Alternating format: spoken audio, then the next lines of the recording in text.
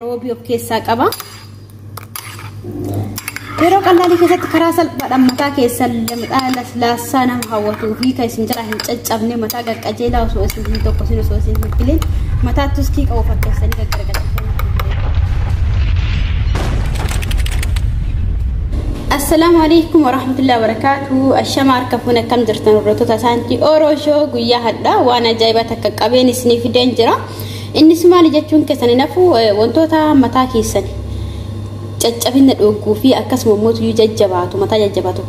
keessattuu mataa keessa warroota mataan keessan jajjabaatu fi baay'ee kuni deebii ta'a jedhee akkasumas furmaata ta'a jedheetiin yaada waan ofii yalli fayyadameetiin irraa milkaa'ee namoonni hedduunis kanaafuu mataan gaafa jajjabaatudha kan inni caccabeetiin jedhu mataan garuu gaafa laafeetiin jedhu lisessi kan jedhee wata'eetiin jedhee karamiinuu caccabuu hin danda'uun jedhaa itti fayyadama akkasuma mooroonni chaanala kana faaraa taatanii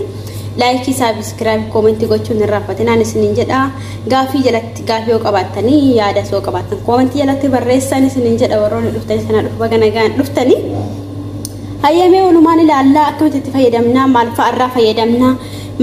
fayyadamnee mataa keenya caccabuurraa goggogurraa oolchinaa mataa bareedaa mataa malee namni hin bareedu keessattuu dubartiin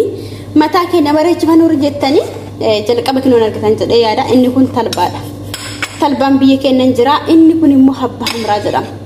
Habba hamraa kanarraa viidiyoo baay'ee isiniif hojjechuuf hin ta'a. Faayidaan isaa tokko lama jedhee laakkaamee dhumu warroota qal'atuu barbaadan akkasuma dabbaa bareedaa baasuu barbaadan duuba kana jechuudha daallee bareedaa baasuu barbaadan akkamitti akka hojiin fayyadamanii fuula keenya hoo jismii keenya baay'ee faayidaa guddaa qaba. Biyya keenyatti hin beektanoo ta'e warroota garaan dhukkubootu fayyadama habba hamraa kana. Akka itti sallee achitti illee irraa fayyadaman argisiisaa mataafillee mootu yoo nyaatanis yoo dhugdanis mataafi jismii hundaafillee ni fayyada hoo dibattanis akkasuma meekaan isaa buuda walii yeroo biraa walitti deebina kun zayitoonidha. Inni kun immoo roobii jedhama nu biratti roobii jedhanii kan eenyu sanidha.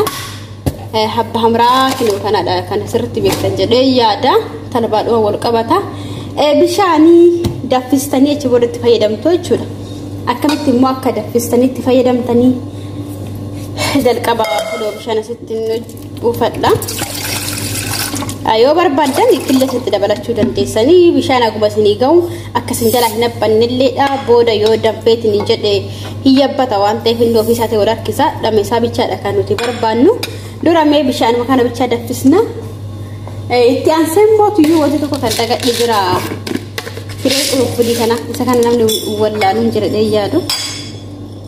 fireen kuni kan quruffudii isallee itti dabaladha firee muraasa garuu ittiin guddisinaanni baay'ee haylii mataa namaa miidha. Akkuma faayidaa qabu miidhas qaba kuma dawaan baate miidhaa qaba jedhanii waan namidhee argeefidha xiqqeessatti fayyadaman jedhanii jechuudha hamma daqiiqaa inni sirriitti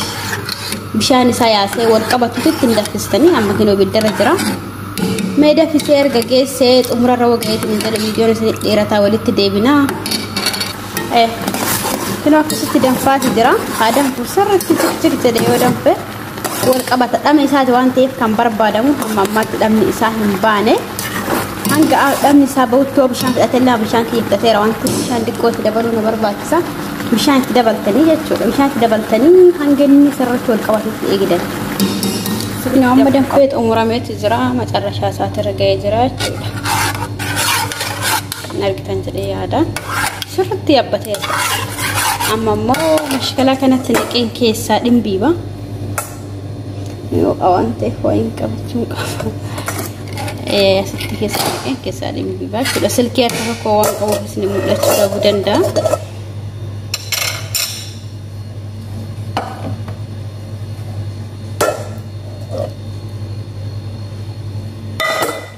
Asitti erga naqxanii booda dhama isaa qofaadha waan ta'eef kan barbaadamu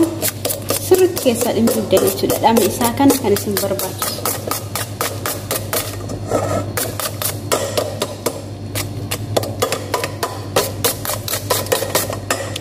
Erga danfistanii dhimbiibdanii geessitanii booda akkanatti isinii baha fireen keessan dhumatu sababbiin isaallee habba hamraan fireen isaa liqqooledha waan ta'eef gingilchaniillee keessaa isinii dhumatu jechuudha kanaafuu makiinatti naqxanii ittiin daakuu qabdan dirqama jechuudha. Ana mamee makiinatti walumaan daakana makiinaan kinooti daakee booda umureetiin jira. maashaallah yaabbatee jira jechuudha sirriitti yaabbatee wal qabata amma immoo zayituun itti dabaladha zayituun hanguma isin barbaachisu laaltanii itti dabalattanii jechuudha maaliif yaani mataan kiyya waan qibatti qophaa'een barbaadu booda roobii itti dabalattanii roobii akka ajaa'ibatti hin beektan jedhee yaada isa kanaadha kinoo hanguma isin barbaachisu sallee itti dabalattanii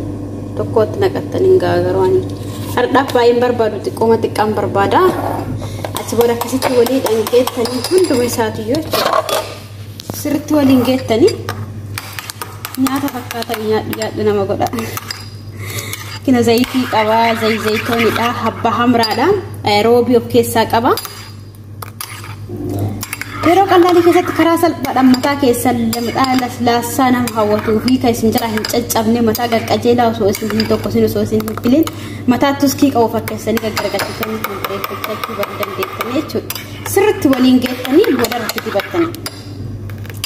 kan hunda erga waliin geettanii booda yoo danda'ameef killisitti dabalachuu dandeessu yoo killeen osoo ittis gochuu baatanii garuu laazimaa miti kanuma qofa garuu loomii xiqqoo isitti cuunfadha xiqqoo isii loomii cuunfadha mataa dhaqxuurumti waan ta'eef isa kana halkan dibattanii bulchitanii ganama ofirraa miiccitanii jechuudha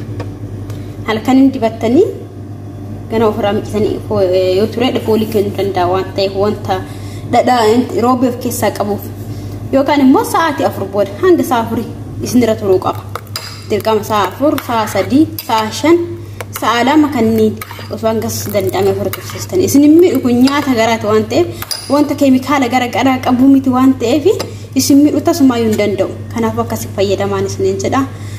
irraa fayyadamtanii akka faayidaa argattanitti gammaddanii abdii guddaan qaba asuma YouTube channel kiyammoo na jajjabeessa gaafii qabaattanii yaadoo qabaattan subscribe share comment jalatti waan barbaadan barreessitanii isinii qubbee deebisuuf an qophiidha na jajjabeessaaf jajjabaadhaan isiniin jedha turtii gaarii isinii haa ta'u